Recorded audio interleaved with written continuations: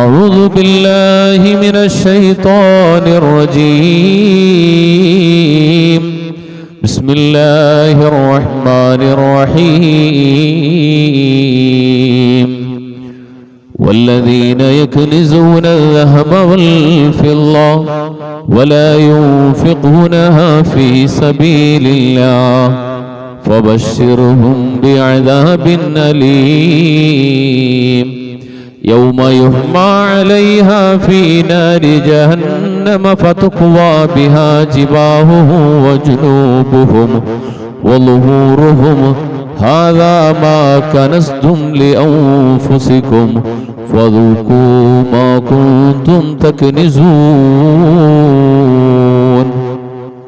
فقال نبينا وحبيبنا محمد صلى الله عليه وسلم: من آتاه الله مالا فلم يؤد زكاته مثل له شجاعا أكرعا.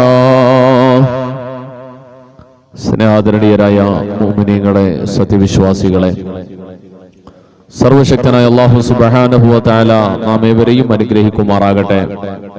ജീവിതത്തിന്റെ അവസാന നിമിഷം വരെയും സംഭവിച്ചു പോയ മുഴുവൻ തെറ്റുകുറ്റങ്ങളെയും അല്ലാഹു റബ്ബുൽ ആലമീൻ പുറത്തു മാപ്പാക്കി തരുമാറാകട്ടെ.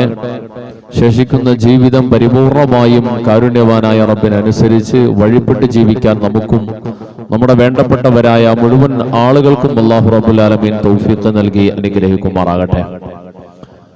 ബഹുമാനികളെ, അല്ലാഹുവിന്റെ അമേയമായ അനുഗ്രഹത്താൽ പരിപാവനമായ വിശുദ്ധമായ റമളാനിനോട് നാം അടുക്കാൻ തുടങ്ങുകയാണ്. ഇന്ന് ഹിജറാബ്ദം 1447 ശഅബാൻ 4-ാമത്തെ ദിവസമാണ്. ഏകദേശം ഒരു 25 ദിവസം കൂടെ പിന്നിട്ട് കഴിഞ്ഞാൽ പുണ്യമായ റമളാനിന്റെ പടിവാതിൽക്കലേക്ക് നാം എത്തുകയാണ്. അള്ളാഹുവിന്റെ വിശുദ്ധ മാസം നമ്മിലേക്ക് വിരുന്നെത്തുന്ന അറിയിപ്പ് നമ്മിൽ മുഴങ്ങിക്കേട്ടിട്ട് ഏകദേശം ഒരു മാസം പിന്നിടുകയാണ്.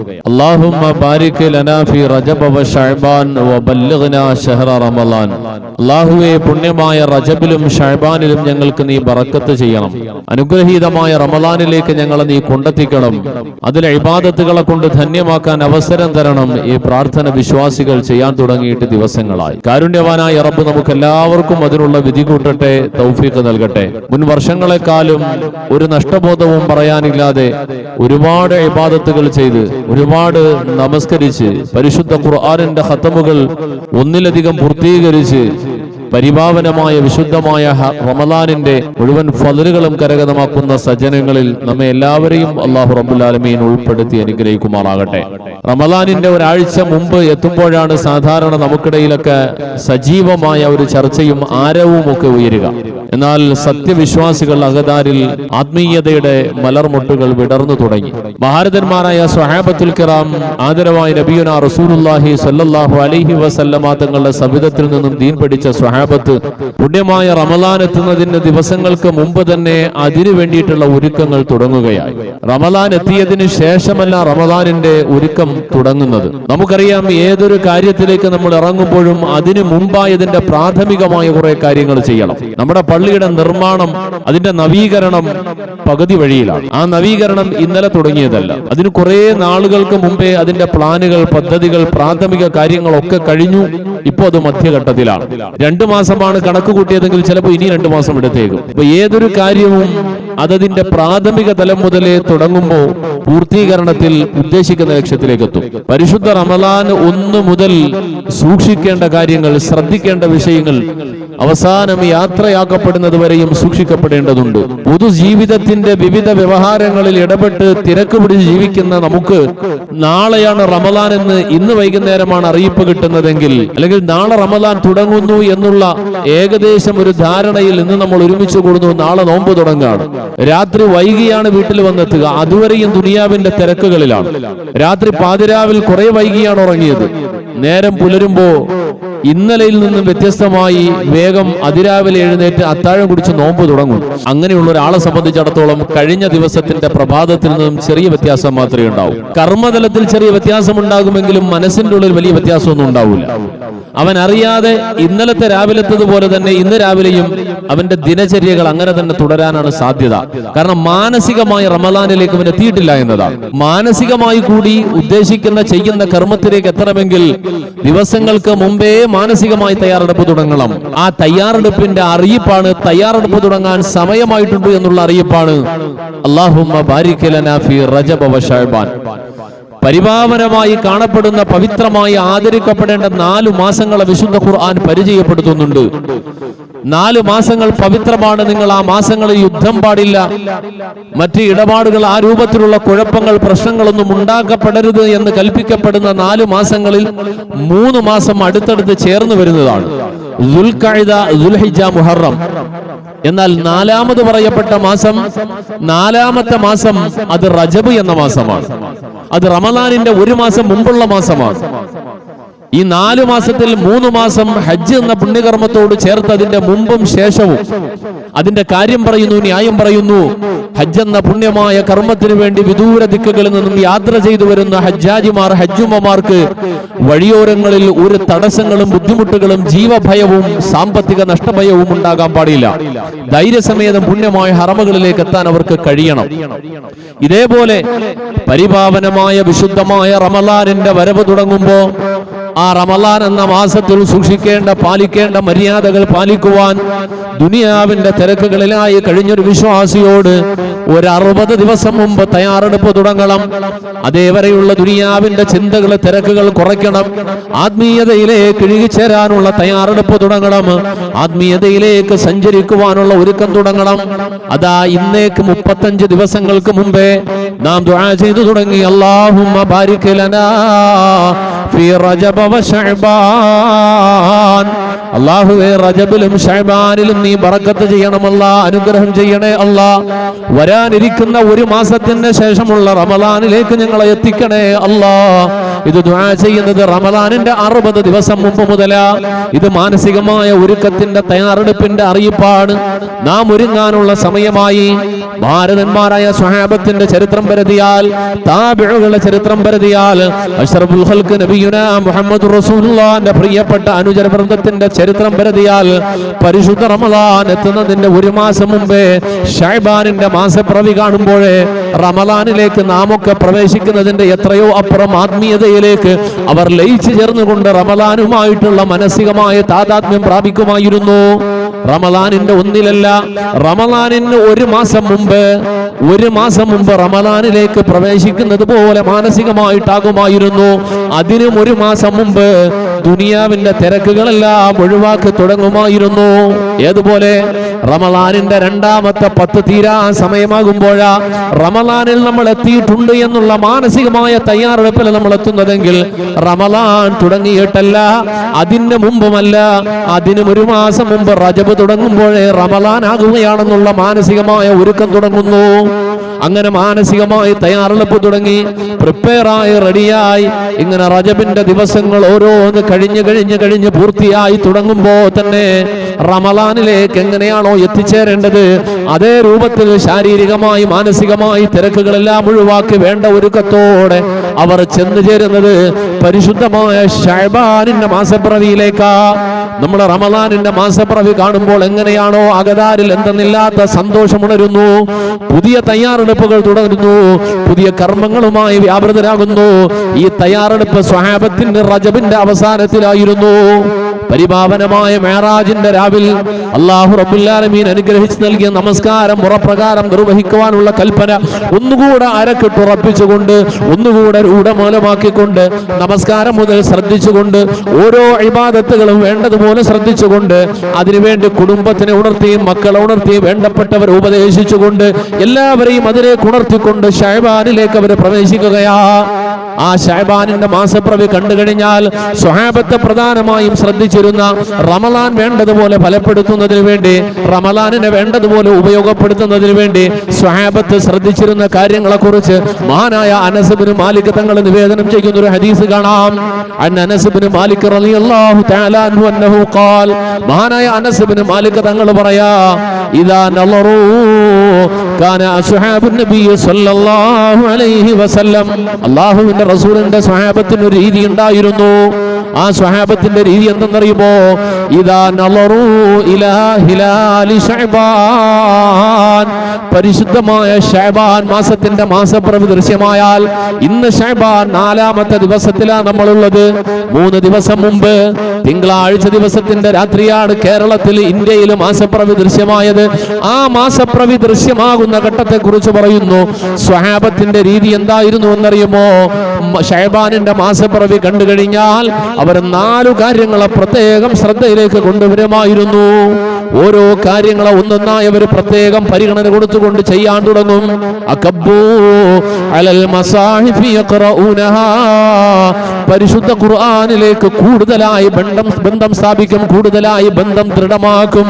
ഖുർആനുമായിട്ട് അഭേദ്യമായ ബന്ധമുള്ളവരാണ് സ്വഹാബത്ത്. എല്ലാ ദിവസവും അവർ നിത്യവും പാലിച്ചിരുന്ന, നിത്യവും പതിവാക്കിയിരുന്ന പരിശുദ്ധ ഖുർആനിന്റെ ചില അധ്യായങ്ങളുണ്ട്. സൂറത്തെ യാസീൻ, സൂറത്തെ വാഖിഅ, മുൽക്ക്, ഹദീദ് തുടങ്ങിയ 6ഓളം അധ്യായങ്ങൾ പാരായണം ചെയ്യാതെ ഒരു സ്വഹാബത്തും ഉറങ്ങിയതായ ചരിത്രം തന്നെ കേൾക്കാനില്ല.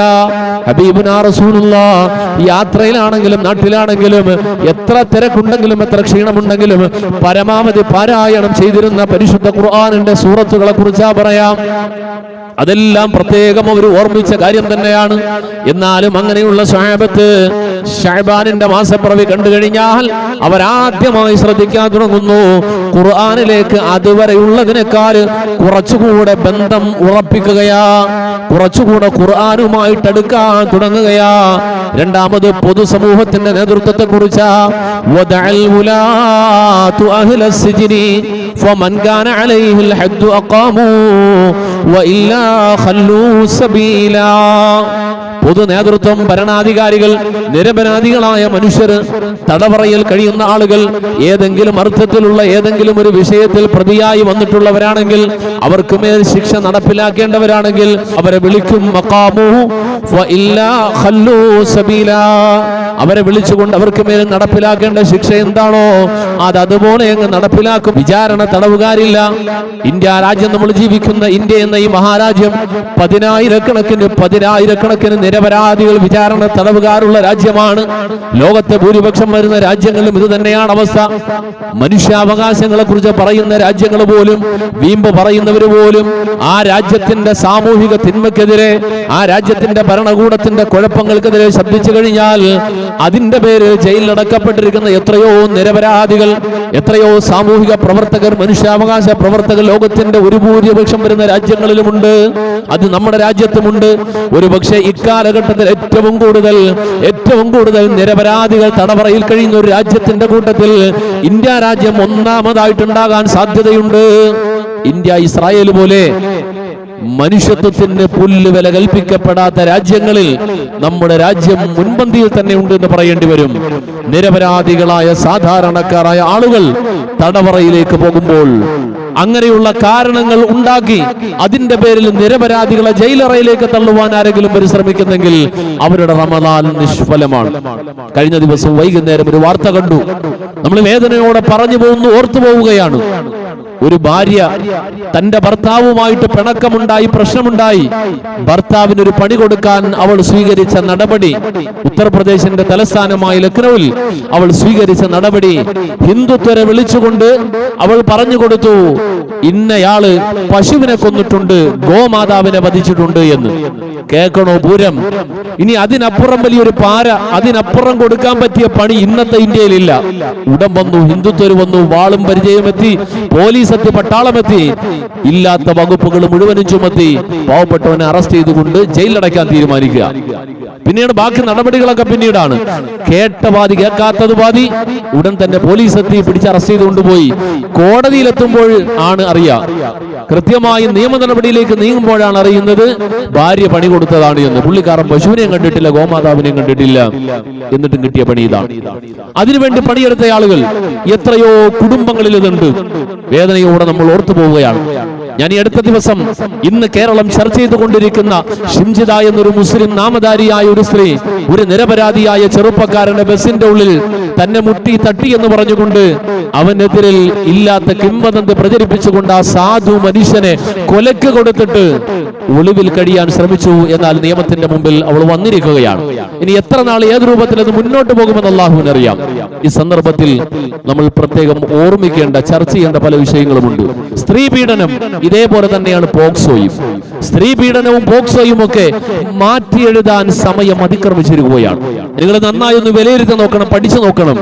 ഈ പോക്സോയും ഈ സ്ത്രീ പീഡന കേസുകളും ഒക്കെ നമ്മൾ എടുത്തു കഴിഞ്ഞാൽ ഇന്നത്തെ കാലത്ത് 50% നുണയോ അർദ്ധസത്യമോ ആയിരിക്കും അതിന്റെ ഉള്ളിൽ.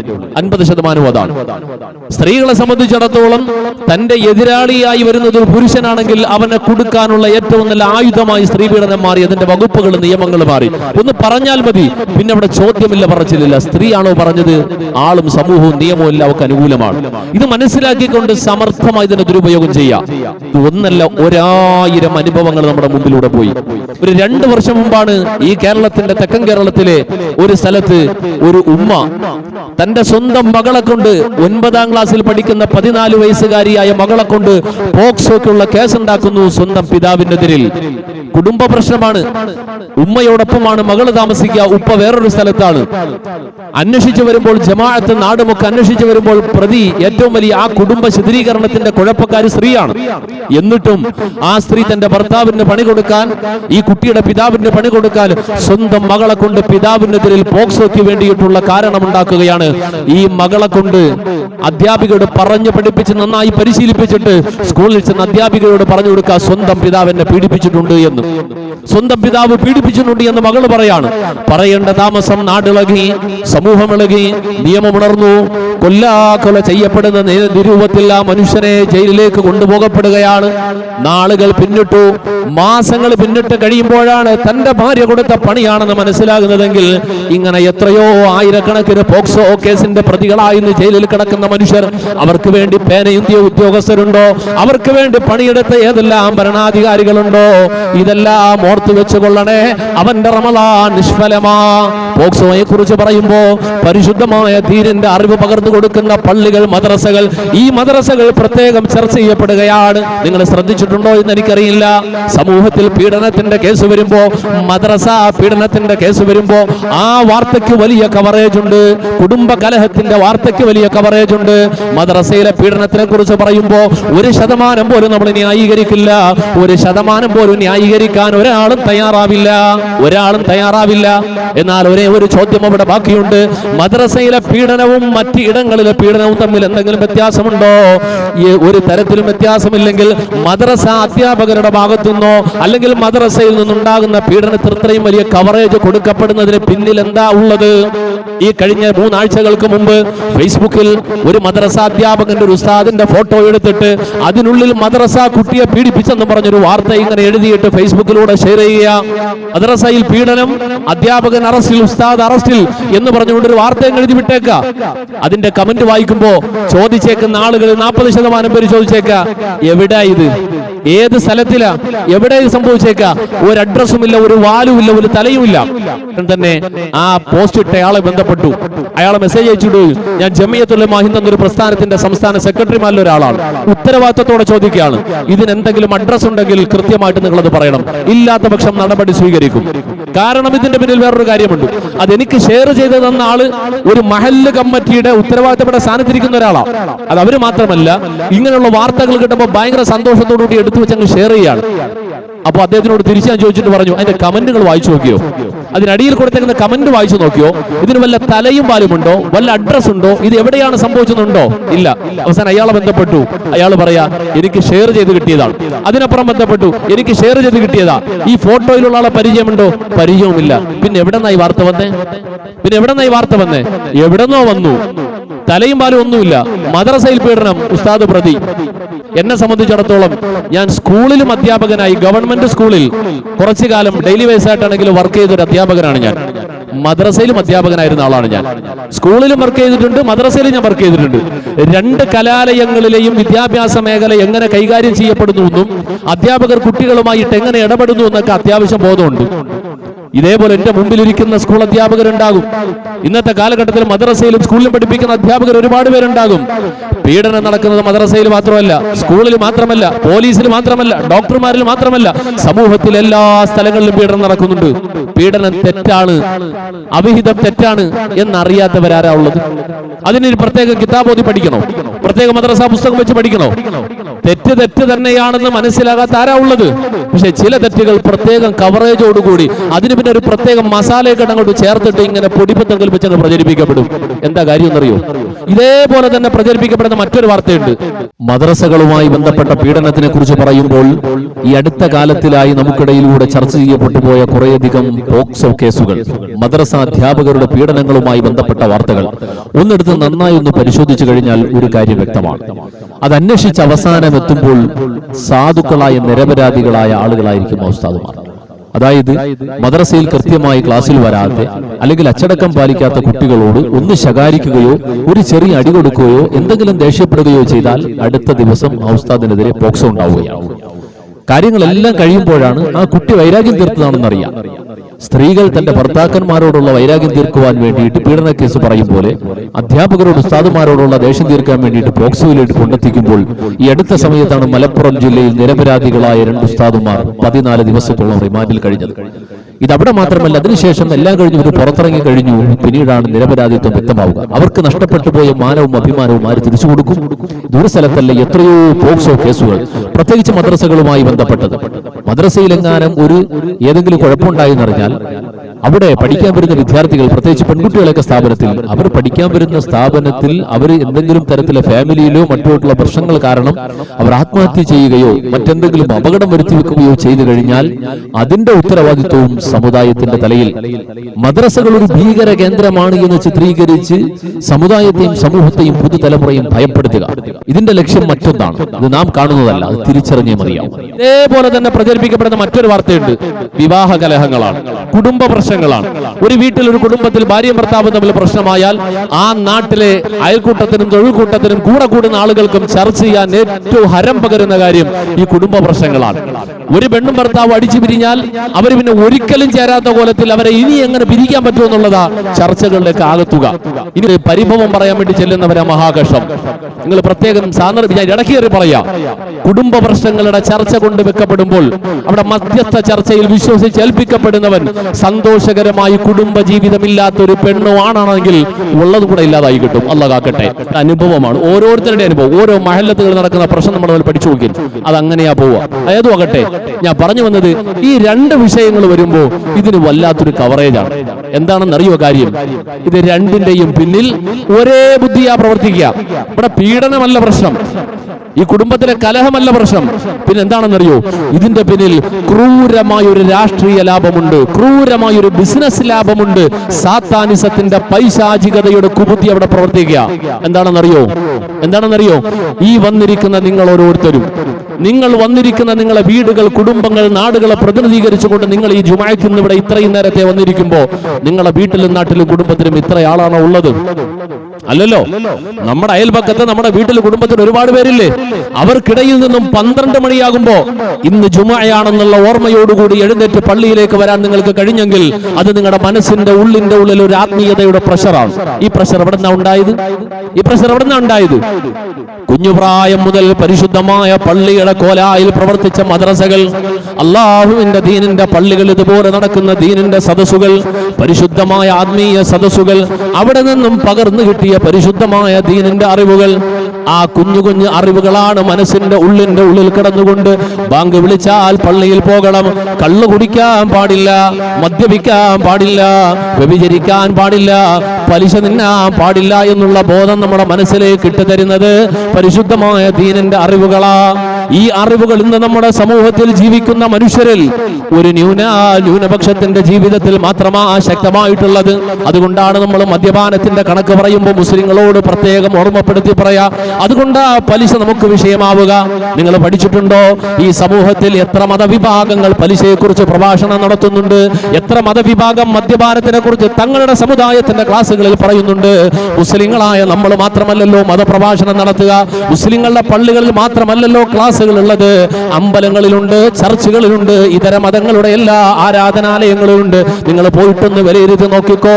എത്ര സ്ഥലങ്ങളിൽ പലിശയെ കുറിച്ച് പറയപ്പെടുന്നു, എത്ര സ്ഥലങ്ങളിൽ പീഡനങ്ങളെ കുറിച്ച് പറയപ്പെടുന്നു, എത്ര സ്ഥലങ്ങളിൽ മദ്യപാനത്തിനെ കുറിച്ച് പറയപ്പെടുന്നു.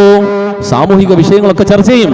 എന്നാൽ അവിടെ സാമൂഹിക തിന്മകൾ, കുഴപ്പങ്ങൾ, അരുതായ്മകൾ പാടില്ല എന്ന് പറഞ്ഞുകൊണ്ട് അടിവരയിട്ടുകൊണ്ട് പ്രത്യേകം ഓർമ്മപ്പെടുത്തി ഉണർത്തിക്കൊണ്ട് ഭയാനകമായ ഒരു ലോകമാണ് നിനക്ക് വരാനുള്ളത് എന്ന് പറയപ്പെടുന്നത് പള്ളികളിലാണ്, മുസ്ലിമിന്റെ സദസ്സുകളിലാണ്, മുസ്ലിം സമുദായത്തിന്റെ പ്രഭാഷണ വേദികളിലാണ്, ക്ലാസുകളിലാണ്, മദ്രസയുടെ ബാലപാഠം പഠിക്കുന്ന പുസ്തകം മുതലാണ്.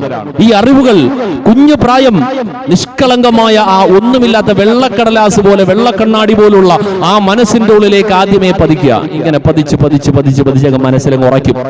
ഇതങ്ങ് ഉറച്ചു കഴിയുമ്പോൾ ഈ ഉറച്ച മനസ്സുമായി വളർന്നു വരുന്ന ഒരു മനുഷ്യൻ, അവൻ നടന്നു പോകുന്ന അവന്റെ ചുറ്റുവട്ടം, അവന്റെ കൂട്ടുകാരൊക്കെ മദ്യപിക്കാൻ വേണ്ടിയിട്ട് പ്രേരിപ്പിക്കുമ്പോഴും അവന്റെ മനസ്സിന്റെ ഉള്ളിൽ നിന്ന് പുറകോട്ടൊരു വലി വലിക്കും. ഇത് വേണോ വേണ്ടെന്നൊരു വലി വലിക്കും. ഈ വലിക്ക് കാരണമാകുന്ന പ്രചോദനം എവിടെ നിന്ന് വന്നു?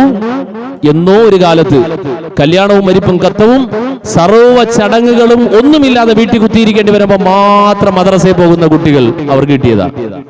മദ്രസയുടെ അവസ്ഥ അതാ. 5ാം ക്ലാസ്സിന് മേലെ 1ാം ക്ലാസ്സിൽ അഡ്മിഷൻ എടുത്ത് എത്ര പിള്ളേര് 10ാം ക്ലാസ്സിൽ ഉണ്ടാവും? എത്ര പേരുണ്ടാവും? ഇപ്പൊ മദ്രസകളൊക്കെ ശോഷിച്ച് അവസാനം ഇപ്പം ശനി ഞായറും മാത്രമായി, പിന്നെ ഏതെങ്കിലും ഒരു സമയത്തിന് മാത്രമായി. അത് തന്നെ 3/4 മണിക്കൂർ 10 വിഷയത്തിനൂടെ ഒരുമിച്ച് പഠിപ്പിക്കാൻ 3/4 മണിക്കൂറും കിട്ടും. എന്നിട്ട് പറയും, ഉസ്താദേ മോൻ തലതിരിഞ്ഞു പോയി എന്നും പറയും. അത് മോനല്ല തിരിഞ്ഞു പോയത്, മാതാപിതാക്കളാ തിരിഞ്ഞു പോയത്, മുതിർന്നവരാ തിരിഞ്ഞു പോയത്. ഏതായാലും ആ അരമണിക്കൂറിനിടയിൽ എന്നോ എവിടെയോ എപ്പോഴോ ഏതോ ഒരു ഉസ്താദിന്റെ വായിൽ നിന്നും കേട്ട അറിവ്, അദ്ദേഹത്തിന്റെ ആത്മാർത്ഥതയും ഇഖ്ലാസും ഒക്കെ പ്രതിഫലിച്ചുകൊണ്ട് ആ കുട്ടിയുടെ മനസ്സിലേക്ക് അങ്ങ് പതിച്ചപ്പോ, ഇതങ്ങ് ഉള്ളിലേക്ക് എത്തിയപ്പോ 100 കുട്ടി പഠിക്കാമെന്നെങ്കിൽ അതിലൊരു 40 കുട്ടിയെങ്കിലും അവന്റെ മരണം വരെയും പടച്ചോന്റെ തൗഫീഖ് കൊണ്ട് അവൻ കള്ളിനോട് അടുക്കൂല, അവൻ വ്യഭിചാരത്തിലേക്ക് പോകില്ല, അവൻ പലിശ വാങ്ങില്ല, അവൻ അന്യനെ ഉപദ്രവിക്കില്ല, അവൻ ഹറാമിലേക്ക് പോകില്ല. ഈ ബാലപാഠം പഠിപ്പിക്കപ്പെട്ടത് മദ്രസയിലാണ്. അപ്പൊ ഈ സങ്കേതം ഇവിടെ നിലനിന്നാൽ ആർക്കാ പ്രശ്നം? ഒരു ദിവസം 600 കോടിയുടെ വിറ്റുവരവുള്ള കള്ള് കച്ചവടം നടത്തുന്ന മുതലാളിക്ക് മദ്രസ നിലനിൽക്കാൻ പാടുണ്ടോ? മദ്രസ നിലനിൽക്കാൻ പാടുണ്ടോ? കള്ള് മുതലാളിക്ക് മദ്രസ തകരണം, പലിശക്കാരന് മദ്രസ തകരണം, സ്ത്രീ പീഡനം ആഗ്രഹിക്കുന്നവന് മദ്രസ തകരണം. അപ്പൊ ഇങ്ങനെ തകർക്കപ്പെടാൻ മൂല്യങ്ങൾ പഠിപ്പിക്കപ്പെടുന്ന കേന്ദ്രങ്ങൾ ഭീഷണിയായിട്ടുള്ളവർ എന്ത് പറയും? അവൻ മദ്രസകളെ ഇല്ലായ്മ ചെയ്യാനുള്ള വഴികൾ നോക്കും. അങ്ങനെ ഇരിക്കുമ്പോഴാ ഏതോ വെളിവില്ലാത്ത ഏതെങ്കിലും ഒരു മനുഷ്യൻ, ഏതെങ്കിലും കുഴപ്പക്കാരനായ ഒരാള്, അവൻ ഏതെങ്കിലും ഒരു മദ്രസയിൽ ഏതെങ്കിലും ഒരു അധ്യാപകൻ ഏതെങ്കിലും ഒരു കുട്ടിയെ പരിധി വിട്ട് എന്തെങ്കിലും ചെയ്തു കഴിഞ്ഞാൽ തക്കതായി ശിക്ഷ കൊടുക്കണം. ഞാൻ ആദ്യം പറഞ്ഞു, വീണ്ടും പറയാം, ഒരിളവോടെ നൽകപ്പെടാൻ പാടില്ല. നിയമത്തിന്റെ മുമ്പിൽ കൊടുക്കേണ്ട ശിക്ഷ തന്നെ കൊടുക്കപ്പെടണം. പക്ഷെ ഒരു കാര്യം, പരിധി വിട്ടുള്ള കവറേജ് കൊടുക്കൽ അത് തെറ്റാണ്. എന്താണെന്നറിയോ? ഈ പരിധി വിട്ടുള്ള കവറേജിലൂടെ എന്താ ഉണ്ടാക്കണമെന്നറിയോ? മദ്രസ എന്ന് കേൾക്കുമ്പോൾ തന്നെ നവതലമുറയിലെ സ്ത്രീകളുടെ മനസ്സിൽ, ഓ മദ്രസയിലാ, കുട്ടിയെ വിടാൻ പറ്റുമോ, മോളെ പറഞ്ഞു വിടാൻ പറ്റുമോ? പാതിരാത്രി 12:30 മണി വരെ സ്പെഷ്യൽ ക്ലാസ്സിന് കൊണ്ടിരുത്താം, ഏതോ ഒരുത്തിന്റെ മുമ്പിൽ കൊണ്ടിരുത്താം. അവിടെ എങ്ങനെ പ്രവർത്തിക്കുന്നു എന്നുള്ള വിഷയമല്ല. എന്നിട്ട് ഒറ്റയ്ക്ക് കുട്ടിക്ക് വരാൻ ഒരു കുഴപ്പമില്ല, സ്പെഷ്യൽ ക്ലാസ്സൊന്നും ഒരു കുഴപ്പമില്ല. ഒരു മാസം മുമ്പ് നമ്മുടെ ഈ ജില്ലയിൽ നിന്നും, ഈ കൊല്ലം ജില്ലയിൽ നിന്നും +2 പഠിക്കുന്ന മക്കളെ ടൂറിന് വിട്ടു. അതിൽ തൊപ്പി വെച്ച് വന്ന ഒരു വാപ്പയും ഉണ്ടായിരുന്നു. തൊപ്പി ധരിച്ചു വന്ന, നമസ്കാരം കൃത്യമായി നിർവഹിക്കുന്ന ഒരു വാപ്പയുമുണ്ട്. അയാൾ വലിയ ഇസ്ലാമിസ്റ്റ് എന്നൊക്കെയാണ് നാട്ടിൽ കേട്ടത്, അന്വേഷിച്ചപ്പോ കേട്ടത്. ആ പുള്ളിക്കാരനും 5 ദിവസത്തെ ടൂറിന് +2 പഠിക്കുന്ന മക്കളെ യാത്രയാക്കാൻ ബസ് കയറ്റി വിടാൻ മാതാപിതാക്കൾ വരുമ്പോ കൂട്ടത്തിൽ ആരുമില്ല കേട്ടോ. 30 കുട്ടികൾ പോയതിൽ 3 അധ്യാപകർ, 30 കുട്ടികൾ 3 അധ്യാപകരും. ഇവർ പോയത് എവിടെയാണെന്ന്? മൈസൂർ കുട്ടവഞ്ചിയുള്ള സ്ഥലത്താണ്. ആ മൈസൂരിലെ കുട്ടവഞ്ചിയിലൊക്കെ പോയിട്ടുള്ള ആളുകളുണ്ടെങ്കിൽ, ഞാൻ പോയിട്ടില്ല, പോയി വന്നവർ പറയാ, ആ പോയി വന്ന സ്ഥലത്തിന്റെ ഇടം എന്താണെന്നറിയോ? അത് പോകാനുള്ള റൂട്ട് തീരുമാനിച്ചത്, പോകുന്ന സ്ഥലം തീരുമാനിച്ചത് ആ ക്ലാസ്സിലുള്ള ചെറുപ്പക്കാരായ ആൺകുട്ടികളാണ്. അവരവിടെ ചെല്ലുമ്പോ അവർക്ക് ഭാര്യ ഭർത്താക്കന്മാർ എങ്ങനെ ജീവിക്കുമോ അതിനുള്ള എല്ലാ സൗകര്യവും അവിടെ ഉണ്ട്, എല്ലാ സൗകര്യവും ഉണ്ട്. അവർ 5 ദിവസത്തിൽ 4 ദിവസവും അങ്ങനെ കഴിഞ്ഞിട്ടാ വന്നത് എന്ന് മുൻപ് വന്നു പോയവരെല്ലാവരും പറഞ്ഞിട്ടുമുണ്ട്. ഇതൊക്കെ അറിയാം, അധ്യാപകനറിയാം, കുട്ടികൾക്കറിയാം, ചില രക്ഷകർത്താക്കൾക്കും അറിയാമായിരുന്നു. എന്നിട്ടും ഒരു ഭയവും ഇല്ല, ഒരു പ്രശ്നവുമില്ല. കാരണം മദ്രസ നല്ലല്ലോ പോണേ, മദ്രസ നല്ലല്ലോ പോണത്, സ്കൂളിൽ നിന്നല്ലേ, പഠിക്കാനല്ലേ, പുരോഗതിക്കല്ലേ, പോയിട്ട് വരും. ഈ പോയിട്ട് വന്ന് 4 ദിവസം കഴിഞ്ഞ് 5-ാമത്തെ ദിവസം വരുമ്പോ ഇതിനൊന്നിനും കൂടാതെ മാറി നിന്ന കുട്ടിയെ എല്ലാവരും കൂടെ അങ്ങ് ഹറാസ് ചെയ്ത് എല്ലാവരും കൂടെ ആ കുട്ടിയെ അങ്ങ് പഞ്ഞു കിട്ടു. ഒരു പെൺകുട്ടി, ആ പെൺകുട്ടി എല്ലാവരും കൂടെ ഒറ്റപ്പെടുത്തി. അവളോട് ചോദിച്ച, നീ പെണ്ണല്ലേ എന്നാ ചോദിച്ചത്. ഇയാൾ പെണ്ണല്ലേ എന്നാണ് ചോദിച്ചത്. അല്ല, അവർക്ക് അറിയേണ്ടിയിരുന്നതാണ് പെണ്ണാണെങ്കിൽ ഇങ്ങനെയല്ലല്ലോ, ആണാണെങ്കിൽ ഇങ്ങനെയല്ലല്ലോ എന്നാ. അപ്പൊ ഞാൻ പറഞ്ഞു വരുന്നതിന്റെ ചുരുക്കം ഇതാണ്. ഇങ്ങനെ ചില കേസുകൾ ഇങ്ങനെ വല്ലാത്ത കവറേജ് കൊടുക്കുന്നതിന്റെ പിന്നിൽ എന്താണെന്നറിയോ? മദ്രസ എന്ന് കേൾക്കുമ്പോൾ അല്ലോ മക്കളെ വിടാൻ പറ്റുമോ, അവിടെ ചെന്നാൽ അങ്ങനെ സംഭവിക്കൂലേ, ഇങ്ങനെ സംഭവിക്കൂലേ എന്നൊക്കെ പറഞ്ഞുകൊണ്ട് ഇങ്ങനെ മദ്രസയെ അങ്ങോട്ട് ഒരു ഭീകര കേന്ദ്രമാക്കി മാറ്റുക. ഇതിൽ സാമൂഹികമായ താല്പര്യമുണ്ട്, രാഷ്ട്രീയ താല്പര്യമുണ്ട്, സാമ്പത്തിക താല്പര്യമുണ്ട്. ഇത് മുസ്ലിം സമുദായം തിരിച്ചറിയേണ്ടതുണ്ട്. ഇതേപോലെ തന്നെയാണ് കുടുംബ പ്രശ്നങ്ങൾ. മഹല്ല് കമ്മിറ്റിയുടെ മുമ്പിലെത്തുമ്പോൾ അതിനു നാടിൽ മുഴുവൻ അളിച്ച് അച്ചാറാക്കിയിട്ടുണ്ടാവും. അതിന് ഒരിക്കലും ആ രണ്ടുപേരെ കൂടിച്ചേരാൻ അനുവദിക്കാത്ത കോലത്തിൽ നാട് ചർച്ച ചെയ്തൊരു പരുവത്തിൽ എത്തിച്ചിട്ടുണ്ടാവും. അറിയുന്നവരില്ലാത്തവനൊക്കെ പറയും, അഭിപ്രായം പറയും, പിന്നെ ഈഗോയും ക്ലാഷും ഒക്കെയാണ്. അപ്പൊ ഇത്തരം വിഷയങ്ങളൊക്കെ ഇങ്ങനെ പർവ്വതീകരിച്ച് കാണിക്കും. എന്തിനാണെന്നറിയോ? വിവാഹം എന്ന് പറഞ്ഞാൽ അത് വലിയ ബാധ്യത പിടിച്ച കാര്യം കേട്ടോ. 25 വയസ്സായി 28 വയസ്സായി പെമ്മക്കൾക്ക് വിവാഹം വേണ്ടാന്ന്, വിവാഹം വേണ്ടാന്ന്. ഈ നാട്ടിലും എത്രയോ ചെറുപ്പക്കാർ വയസ്സ് എത്രയോ ആയി, പെൺകുട്ടികളെ കിട്ടാനില്ല. പെണ്ണ് വിവാഹത്തിന് തയ്യാറല്ല. പെൺകുട്ടിയുണ്ട് റോഡ് മുഴുവനും നാട് മുഴുവനും പെണ്ണ, പക്ഷെ കല്യാണത്തിന് തയ്യാറല്ല. പെൺകുട്ടികളെ കിട്ടാനില്ല. ചോദിക്കുന്ന പെൺകുട്ടികൾക്ക് വയസ്സ് എത്രയായി? വയസ്സ് 25 കല്യാണോ? അതിനേക്കാളും വല്ല കടലിൽ പോയി ചാടി മരിച്ചാ പോരെ എന്നാ ചോദിക്കുക. ഒരു പെൺകുട്ടി കല്യാണം വിളിക്കുക, 26 വയസ്സ്, എഞ്ചിനീയറിംഗ് കഴിഞ്ഞു, ജോലിയിലേക്ക് പ്രവേശിച്ചു. കല്യാണം വിളിച്ചിട്ട് കൗൺസിലിംഗിന് വന്നതായിരുന്നു. അപ്പൊ വിവാഹത്തിന്റെ ക്ഷണം അറിയിച്ചുകൊണ്ട് കൂട്ടുകാർ അറിയിച്ചപ്പോ അവിടെ നിന്ന് അടുത്ത ഒരു കമന്റ് തിരിച്ചു വന്നേക്കാ, നീയും മരിക്കാൻ തീരുമാനിച്ചു. എന്റെ വിവാഹം ഇന്ന ദിവസമാണ്, വരണം, പങ്കെടുക്കണമെന്ന് പറഞ്ഞപ്പോ തിരിച്ചവിടെ നിന്ന് പറയാ, ആഗ്രഹം, ജീവിതത്തിന്റെ ആഗ്രഹമൊക്കെ തീർന്നോ? ജീവിച്ചുള്ള ആഗ്രഹമൊക്കെ തീർന്നോ? നിയോ ഫെമിനിസത്തിന്റെ ലോകത്തിലാണ് നമ്മൾ ജീവിക്കാൻ. നിയോ ഫെമിനിസം, സാധാ ഫെമിനിസം അല്ല. അതിനകത്ത് എത്ര അപ്പുറം. ആ നിയോ ഫെമിനിസത്തിന്റെ ആളാ ശിംജിത. അവർക്ക് പർദ ഇസ്ലാം സമൂഹം പഠിപ്പിക്കപ്പെടുന്ന ചാക്കായിരുന്നു. എന്നാൽ ജയിലിലേക്ക് പോകേണ്ടി വന്നപ്പോ ആ പർദ വേണം. ജയിലിൽ പോകാൻ നേരത്ത് പർദ വേണം. അതിനു മുമ്പ് അവൾക്ക് അത് ചാക്കായിരുന്നു. മോഡേണിസം ആയിരുന്നു വേണ്ടത്. എല്ലാം കഴിഞ്ഞപ്പോ ചാക്ക് വേണം. എന്തിനാ ഇങ്ങനെ 2 വേഷം? അപ്പൊ ഇങ്ങനത്തെ പുതിയ തലമുറയിലെ ലോകത്തിലൂടെ നമ്മൾ പോകുമ്പോൾ ചില വിഷയങ്ങൾ പർവ്വതീകരിച്ച് കാണിക്കപ്പെടുന്നതിന്റെ പിന്നിൽ പരിശുദ്ധ ദീനുൽ ഇസ്ലാം മാത്രമാണ്. ഉറച്ച് നമ്മൾ മനസ്സിലാക്കോ, ഇന്ന് പരിശുദ്ധ ദീനുൽ ഇസ്ലാം മാത്രമാണ് മൂല്യത്തിന്റെ വിഷയത്തിൽ ഒരു വിട്ടുവീഴ്ചയ്ക്കും തയ്യാറല്ലാത്തൊരു മതദർശനം, ഒരു മത സമൂഹം എന്ന് ഇവിടെ ഉണ്ടെങ്കിൽ മുസ്ലിങ്ങൾ മാത്രമാണ്. ബാക്കി എല്ലാ വിഭാഗവും അഡ്ജസ്റ്റ്മെന്റിന് തയ്യാറായി. നാടെന്ത് പറയുന്നു, ഭരണാധികാരികൾ എന്ത് പറയുന്നു, പൊതുസമൂഹം എന്ത് പറയുന്നു, അതിനനുസരിച്ച് കാര്യങ്ങൾ അങ്ങോട്ടും ഇങ്ങോട്ടൊക്കെ മാറ്റാൻ ഏകദേശം എല്ലാവരും തയ്യാറായിട്ടുണ്ട്. മുസ്ലിം സമൂഹം തയ്യാറാവില്ല. കാരണം കഴിയൂല. ഒരു മുസ്ലിമായി പേരുകാരൻ അത് ചെയ്യാൻ തീരുമാനിക്കാം, പക്ഷെ ഇസ്ലാമിക സമൂഹത്തിന്റെ നിയമം മാറ്റി എഴുതാൻ കഴിയൂല. കാരണം തിരുത്തപ്പെടാൻ കഴിയാത്ത പരിശുദ്ധ ഖുർആൻ, ആ ഖുർആനാണ് ഇസ്ലാമിന്റെ അടിസ്ഥാന പ്രമാണം. ആ ഖുർആൻ തിരുത്താൻ, പരിശുദ്ധ റസൂലിന്റെ തിരുവചനങ്ങൾ തിരുത്താൻ ഒരിക്കലും കഴിയില്ല. ഞാൻ പറഞ്ഞു വന്ന വിഷയം മറ്റൊന്നായിരുന്നു. പരിശുദ്ധമായ റമദാൻ. ആ റമദാനിലേക്ക് നമ്മൾ നടന്നെടുക്കാൻ തുടങ്ങുകയാണ്. ആ അടുക്കാൻ തുടങ്ങുമ്പോ ഇന്ന് റമദാനിലേക്ക് എത്താൻ ഇനി 25 ദിവസമാണ് ബാക്കി ശേഷിക്കുന്നത്. എന്നാൽ സ്വഹാബത്തിന്റെ കാലം ഇങ്ങനെയായിരുന്നില്ല. പരിശുദ്ധമായ റമദാനിന് 1 മാസം മുമ്പേ ശഅബാനെത്തുമ്പോഴേ അവർ റമദാനിന്റെ ഒരുക്കം തുടങ്ങി. ആ സ്വഹാബത്ത് ചെയ്ത 4 കാര്യങ്ങളിൽ രണ്ടാമത്തെ ഏറ്റവും പ്രധാനപ്പെട്ട കാര്യം, തങ്ങൾ കാരണം നിരപരാധികൾ ആരെങ്കിലും സ്വാതന്ത്ര്യം നഷ്ടപ്പെട്ട് ജയിലറകളിൽ, തടവറകളിൽ അവകാശം നിഷേധിക്കപ്പെട്ടവരായിട്ടുണ്ടെങ്കിൽ അവരെ വിളിക്കും, ആദ്യം അവരുടെ വിഷയം തീർപ്പാക്കും, എന്നിട്ടാണ് മുന്നോട്ട് പോവുക. ഇല്ലാത്ത പക്ഷം റമദാൻ വെറുതെ വൃഥാവിലായി പോവുകയാണ്. സ്വഹാബത്ത് മൂന്നാമതായി ശ്രദ്ധിച്ച ഏറ്റവും പ്രധാനപ്പെട്ട കാര്യമാണ് ഞാൻ സത്യത്തിൽ എന്ന് പറയാൻ ഉദ്ദേശിച്ചത്, സക്കാത്തിന്റെ വിഷയമാണ്. വഅഖ്റജൽ മുസ്ലിമൂന സക്കാത്ത അംവാലിഹിം ലിയതഖവ്വ ബിഹൽ ലഈഫ് വൽ മിസ്കീൻ അലാ സിയാമി ശഹ്രി റമദാൻ. പരിശുദ്ധമായ റമദാനിന്റെ നോമ്പ് വേണ്ടതുപോലെ നിർവഹിക്കുവാനുള്ള പ്രാപ്തിയും ആരോഗ്യവും ഉണ്ടാകുന്നതിന് വേണ്ടി ശഅബാൻ 1 തന്നെ സ്വഹാബത്ത് സക്കാത്തിന്റെ കാര്യം ശ്രദ്ധിക്കും, കണക്ക് നോക്കും. സക്കാത്തിന്റെ പ്രാധാന്യം തിരിച്ചറിഞ്ഞുകൊണ്ട് സക്കാത്തിന്റെ കൊടുക്കേണ്ട പരിഗണനയോടെ കാര്യങ്ങൾ നീക്കി തുടങ്ങും. സക്കാത്തിന്റെ വിഷയം നമ്മൾ മനസ്സിലാക്കുന്ന അത്ര നിസ്സാരമല്ല. നമസ്കാരത്തിന് എത്ര പ്രാധാന്യമുണ്ട്, അതേ പ്രാധാന്യം പരിശുദ്ധ ഖുർആൻ 90 ചെല്ലുവാനും സ്ഥലങ്ങളിലാണ് സക്കാത്ത് എന്ന പദവുമായി ബന്ധപ്പെട്ട് നേരിട്ടോ അല്ലാതെയോ പറഞ്ഞത്. 28 സ്ഥലങ്ങളിൽ നമസ്കാരം പറഞ്ഞതിനോടൊപ്പം സക്കാത്താണ് പറഞ്ഞത്. പരിശുദ്ധ ഇസ്ലാമിന്റെ 5 പഞ്ചസ്തംഭങ്ങളിൽ ഒന്നാമത്തത് കലിമത്തു ഷഹാദ. അത് പൂർത്തിയായി കഴിഞ്ഞാൽ രണ്ടാമത്തത് നമസ്കാരം. അത് പൂർത്തിയായി കഴിഞ്ഞാൽ പിന്നെ മൂന്നാമത് ചെയ്യേണ്ടത് സക്കാത്താണ്. അത് കഴിഞ്ഞാണ് നോമ്പ്. എന്തൊക്കെയോ കാരണത്താൽ ഈ സക്കാത്ത് പോയി റമദാന്റെ അവസാനത്തെ പത്തില്, ആ അവസാനത്തെ പത്തിന്റെ അവസാനത്തെ വെള്ളിയാഴ്ച മാത്രം ചർച്ച ചെയ്ത് പിന്നെ ഉണരുന്ന ഒരു സക്കാത്ത് സദക്കയുടെ ചിന്തയിലേക്ക് നമ്മൾ എത്തുകയാണ്. നിങ്ങളല്ല കേട്ടോ. الذين يؤمنون بالغيب ويقيمون الصلاة ومما رزقناهم ينفقون. സത്യവിശ്വാസികളുടെ വിശേഷണം എന്ന് പറയുന്നത് ആ വിശേഷണത്തിൽ എടുത്തു പറഞ്ഞ വിശേഷണപ്പെട്ടതാ. അള്ളാഹു നമുക്ക് നൽകിയ നിഅമത്ത്, സമ്പത്ത്, സൗഭാഗ്യങ്ങൾ എന്താണോ അതിൽ നിന്നും കൃത്യമായിട്ടും വിഹിതം ചെയ്യപ്പെട്ടിരിക്കണം. അതിന്റെ അത്യാവസാനമുള്ള മനസ്സിലാക്കേണ്ട പ്രധാന ഭാഗങ്ങൾ ഇൻഷാ അല്ലാഹ് അടുത്ത ആഴ്ച ചർച്ച ചെയ്യാം. പരിശുദ്ധ റമദാൻ എത്തുന്നതിന് മുമ്പേ വേണ്ട ഒരുക്കങ്ങൾ പൂർത്തീകരിച്ച് പരിപാവനമായ റമദാനെ വേണ്ടതുപോലെ ഉപയോഗപ്പെടുത്താൻ അള്ളാഹു നമുക്ക് എല്ലാവർക്കും തൗഫീഖ് നൽകി അനുഗ്രഹിക്കുമാറാകട്ടെ.